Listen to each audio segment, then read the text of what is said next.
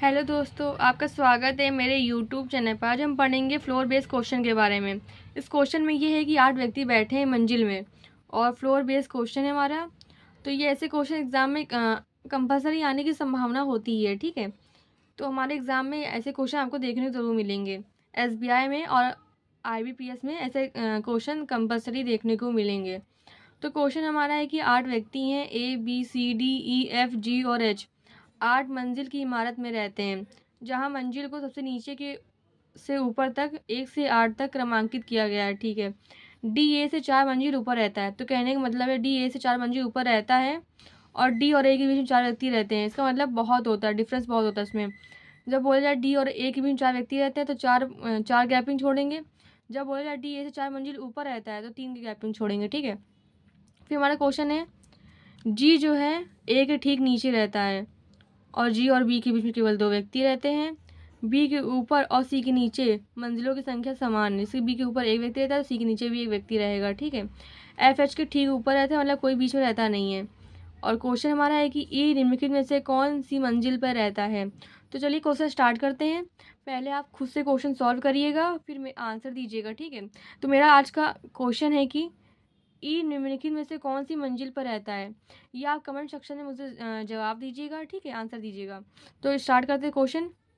Question में बोला गया है डी ए से 4 मंजिल ऊपर रहता है और जी ए के ठीक नीचे रहता है। तो स्टार्ट करते हैं। मैं 3 संभावनाएं लेती हूँ।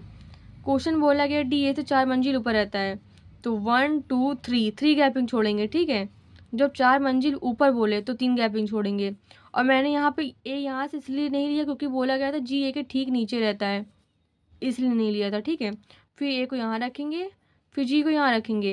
1 2 3 डी ए से 4 मंजिल ऊपर रहता है और जी ए के ठीक नीचे रहता है, ये हो गया हमारा। फिर यहाँ पे ए को लेंगे। डी जो है 1 2 3 डी जो है ए से 4 मंजिल ऊपर रहता है और जी ए के ठीक नीचे रहता है, ये हमारा हो गया।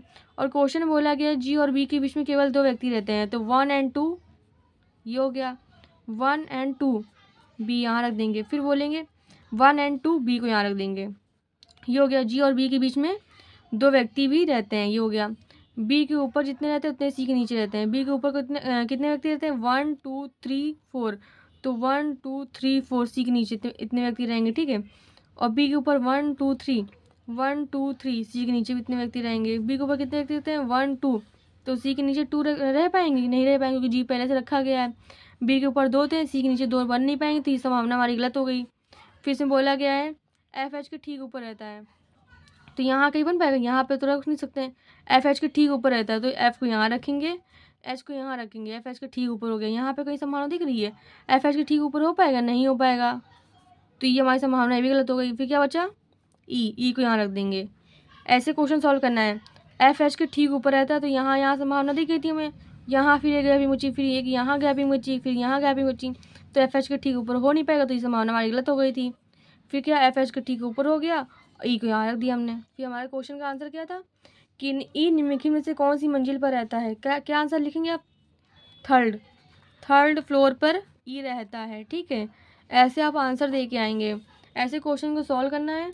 आई थिंक आपको वीडियो समझ में आए। प्लीज़ लाइक एंड सब्सक्राइब करें, मुझे कमेंट भी करें। Thank you.